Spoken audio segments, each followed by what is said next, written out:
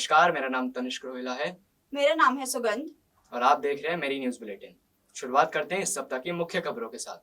भारत के वित्त वर्ष 2024-25 के बजट को वित्त मंत्री निर्मला सीतारमण ने संसद में पेश किया। इसमें ग्रामीण विकास, स्वास्थ्य, शिक्षा और बुनियादी ढांचे पर खास ध्यान दिया गया है। बजट में ग्रामीण विकास के लिए 2 लाख करोड़ रुपए, स्वास्थ्य क्षेत्र में 1.5 लाख करोड़ रुपए, शिक्षा के लिए 1.2 लाख करोड़ रुपए और बुनियादी ढांचे के विकास के लिए 5 लाख करोड़ रुपए का आवंटन किया गया है। कुल मिलाकर बजट को संतुलित और लंबे समय के लिए अच्छा माना गया है। India's latest space mission has achieved a major milestone through successful international collaboration. The mission, which involves a joint effort between Indian Space Research Organization (ISRO) and several global space agencies, has completed its objectives ahead of schedule, demonstrating the power of international cooperation in space exploration. The mission, which focused on studying asteroids and their potential for future space mining, has provided valuable data that will benefit the global scientific community. The success of this mission highlights India's growing role in space research and its ability to collaborate effectively with international partners.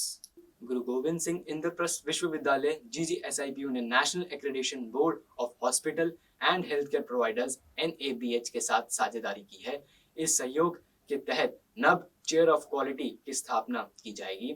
इस पहल का मुख्य उद्देश्य स्वास्थ्य, शिक्षा और गुणवत्ता मानकों को बेहतर बनाना है। इस साझेदारी से विश्वविद्यालय और नब मिलकर स्वास्थ्य शिक्षा के क्षेत्र में उच्चतम गुणवत्ता मानकों को सुनिश्चित करने का प्रयास करेंगे।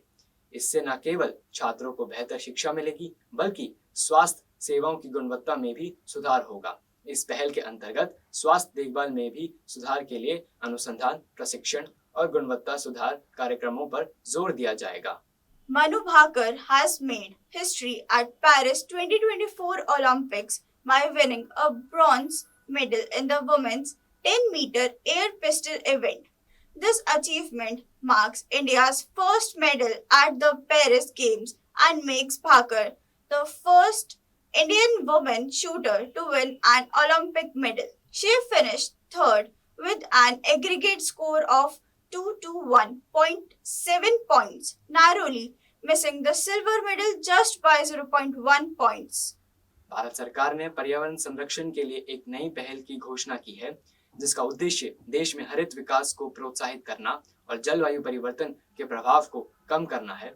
इस पहल के अंतर्गत सरकार ने हरित भारत अभियान की शुरुआत की है, जो पूरे देश में वृक्षारोपण, प्लास्टिक उपयोग में कमी और स्वच्छ ऊर्जा के प्रचार पर ध्यान केंद्रित करेगा। अभियान के तहत सरकारी और गैर सरकारी संगठनों को मिलाकर 1 करोड़ से अधिक पेड़ लगाने का लक्ष्य निर्धारित किया गया है। इसके अतिरिक्त प्लास्टिक प्रदूषण को नियंत्रित करने के लिए विशेष अभियान चलाया जाएगा और स्वच्छ ऊर्जा स्रोतों के उपयोग को बढ़ावा देने के लिए सब्सिडी प्रदान की जाएगी। Now here comes the cyber tip of the week. Keep high-level protected data, example SSNs, credit card information, student records, health information, etc. of your workstations, laptop and mobile devices. Securely remove sensitive data files from your system when they are no longer needed. Always use encryption when storing or transmitting sensitive data. इस सप्ताह के लिए बस इतना ही। अगले सप्ताह हम फिर आएंगे। Till then, keep watching Meri News Bulletin.